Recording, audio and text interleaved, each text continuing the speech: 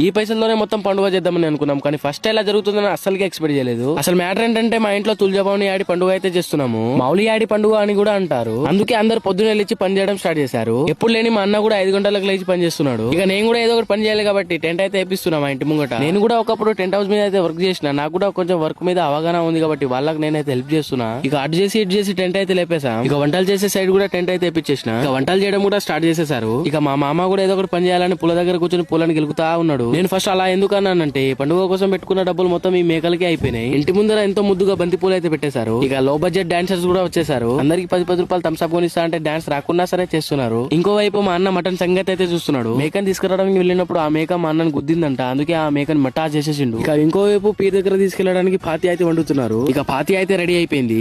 5 చేతుల మీదుగా ఆ పాతిని మా అమ్మ తల మీద అయితే పెట్టారు. అలాగే మా నాన్న తల పైన కూడా పెట్టారు. ఇక ఆ పాతిని తీసుకొని దర్గా దగ్గరికి వెళ్ళి అక్కడ ఫార్మాలిటీస్ మొత్తం కంప్లీట్ చేసుకుని మళ్ళీ రిటర్న్ అయితే వచ్చేసినాం. ఇక మళ్ళీ రిటర్న్ వచ్చే వరకు మొత్తం వంటలు రెడీ ఉండే తినేసి మొత్తం కడిగేసి తర్వాత తులజాబావుని అమ్మ పూజ స్టార్ట్ అయితే చేశాం. తర్వాత ఏం జరిగిందో నెక్స్ట్ వీడియోలో చెప్తాను. అప్పటి వరకు మన పేజ్ ని ఫాలో చేసి పెట్టుకోండి.